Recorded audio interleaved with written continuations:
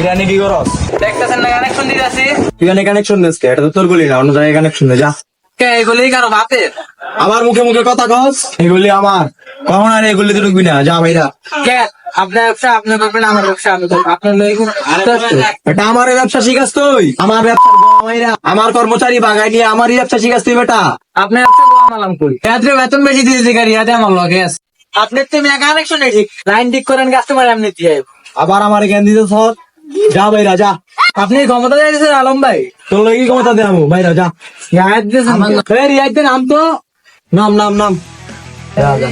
তবে এত করেন না, তোর লাগি কি বাদবি করবো? গায়ে দিয়েছেন কে?